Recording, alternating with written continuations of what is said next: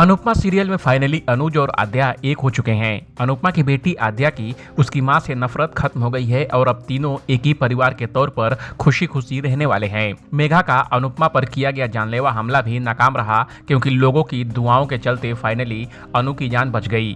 अनुपमा क्योंकि ठीक होकर अब घर आ चुकी है और अब वो अपने पति के साथ फूड स्टॉल संभालने में हाथ बटा रही है। वह थोड़ा ठीक होकर मेघा से वापस जाकर बात करने की जिक्र करेगी।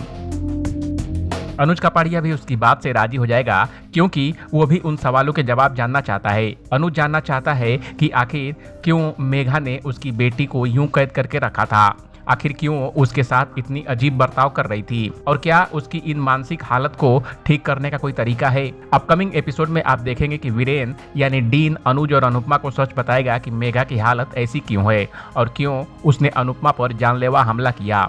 अनुपमा इसके बाद जाकर मेघा से मिलेगी जो कि प्रिया के कमरे में अकेली अंधेरे में बैठी होगी।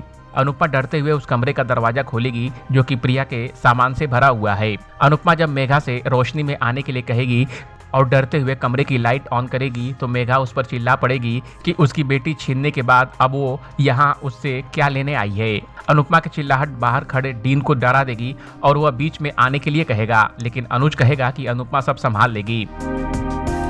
अनुपमा जब मेघा को समझाने की कोशिश करेगी कि जिसे वह प्रिया समझ रही है वो असल में उसकी बेटी आद्या है तो मेघा बौखला जाएगी। वह चिल्लाना और इधर उधर दौड़ना शुरू कर देगी।